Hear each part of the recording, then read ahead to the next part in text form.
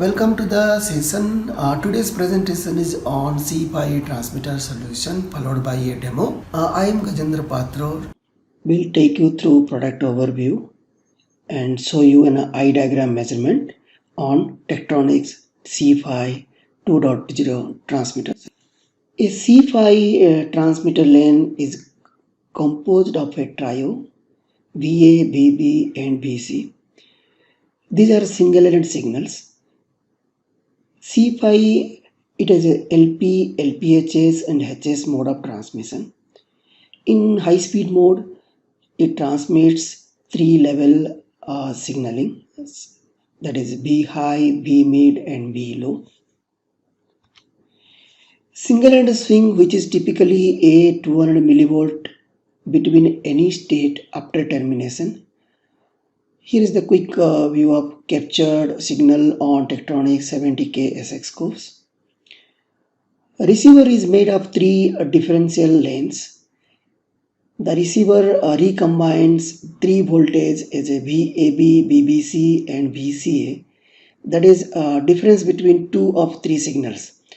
B, A minus B, B minus C and C minus A. Transmitter from sensor then passed through a standard ISI channel, then received by the SOC or termination board. The bits encoded by a transmitter, 16 bits to 7 symbols, then 3 wire state levels. At the receiver side, bits decoded by SOC. The 3 wire state levels convert to 7 symbols, then 16 bits. Transceiver that encodes 3 bit symbols over 3 wires uses encoded data to pack, which is like a 16 divided by 7, 16 bits by 7 symbols, which is 2.28 bits per symbol. C5 uses a triggered eye method to render eye diagram for analysis. Trigger refers to the first crossing of VAB, BBC or VCA across the 0 volt threshold per UI. This trigger is used as a reference point for plotting the eye diagram. So in the eye diagram, you have a strong one, weak one, zero crossing, weak zero and strong zeros. Differential swing, which is like a 90 to 320 millivolt, like A minus B, B minus C, C minus A. A typical eye diagram for VAB, BBC, BCA plotted on Tektronix scope. Let me show you quickly a demo using Tektronix Tech Express MEP C5 transmitter test solutions.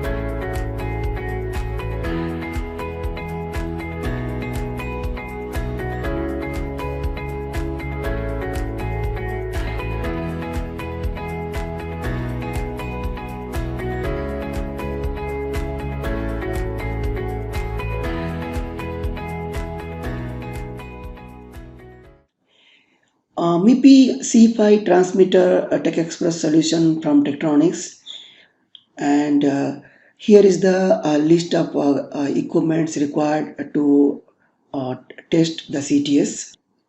A 20 gigahertz or higher bandwidth oscilloscope is recommended to perform version 2.0 compliance measurements, that is as per the CTS 1.0, which caters to data rate up to 8 GSPS, like 8 gigasymbols per second.